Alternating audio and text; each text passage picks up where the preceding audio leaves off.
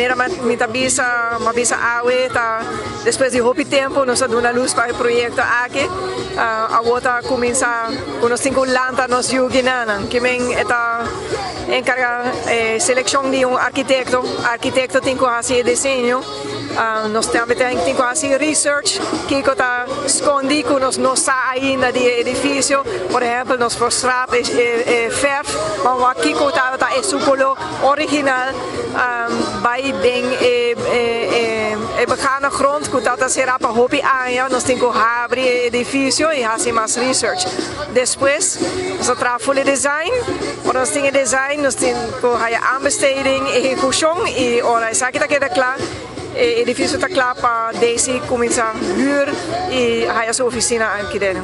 Placa não tem problema, mas não avisa que está fácil.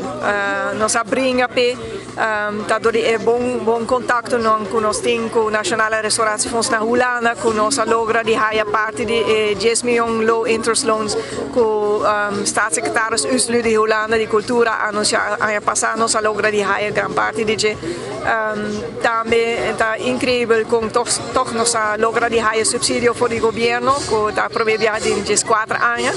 Então, essa aqui danke à ministra de Economische Zaken e também a parte financeira com nossa área de APFA, de pensioenfonds, que ajuda nos hobby. Então, a maneira que ainda está, nós estamos uma fundação, nós não estamos ganhando nem nada com o projeto assim aqui, mas pelo menos break-even para a entrada para não somente restaurar o edifício, mas depois com a hora verhuur, nós podemos manter mais coisas que nós estamos mantendo. Stadhuis, Algemene Rekenkamer e todo o edifício não nós estamos doendo. Nós podemos incluir hobbycos modernos, mas para dentro, mas tanto, é mesmo que queda com sua cara de original, de antes. Pero, ora nós ponemos, por exemplo, solar panel, nós ponemos solar panel riba Uncle Louis Store na San Nicolás.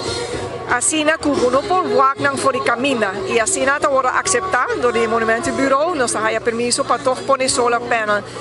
Outra coisa que nós também pôr lift, mas nós temos lift aqui na banda na Stadhuis para pessoas não podem bom, não podem entrar com lift, não podem pôr na cinta, vai na alto. Nós também incluímos reuso de água de airco, nós temos que trabalhar posto para coisa aqui na banda. Isolar o dak, por exemplo, ajuda a roupa de sustentabilidade e parte para dentro porta roupa moderno. Isso depende de desejo de departamento com que na oficina se não que usa roupa glass, por exemplo, ou open office. Então tudo isso porta roupa moderno para dentro, mas para fora é o mesmo cara que tem 87 anos passado.